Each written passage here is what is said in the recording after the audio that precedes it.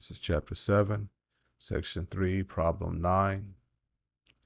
State whether the standardized test statistic T indicates that you should reject a null hypothesis. Explain. So they give us test statistics that come from the data. And let's try them out so we can see, right? You can see here, that's our critical value.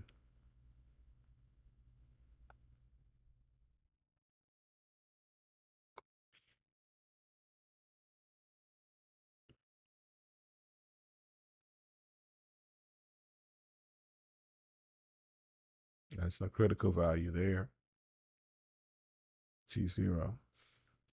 So where do these fall in relation to the critical value? Determines whether or not you reject it. Okay. So if it falls in here, we're going to reject. We're going to reject the null hypothesis.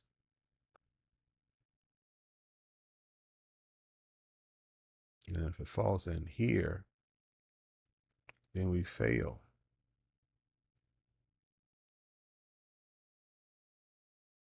Fail to reject. Reject the null hypothesis.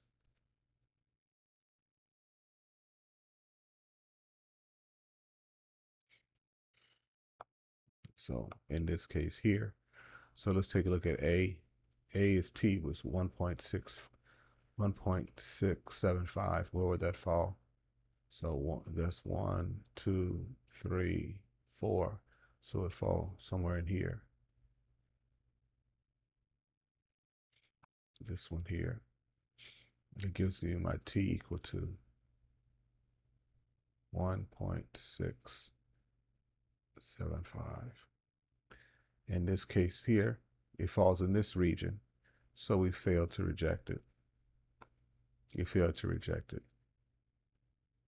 because our test statistic is greater than a negative 1.669. So then we look at another one where T is 0. So T is 0 falls right there in the middle. Here. That falls right in the middle here. In that case, we fail to reject because our test statistic T is equal to 0, and that's greater than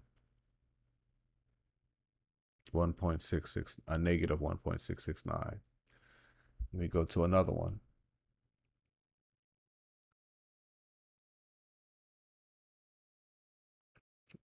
C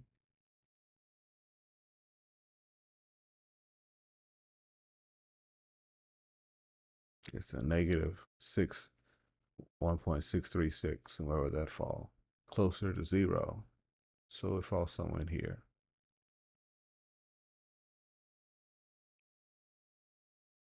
.636 for this one here.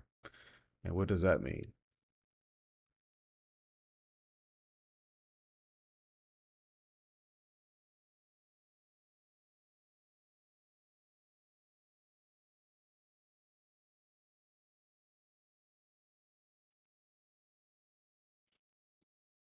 In this case here, we fail to reject again because of a negative 1.636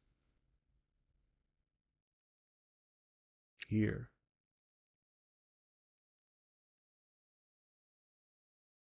Is you have a number that is less than.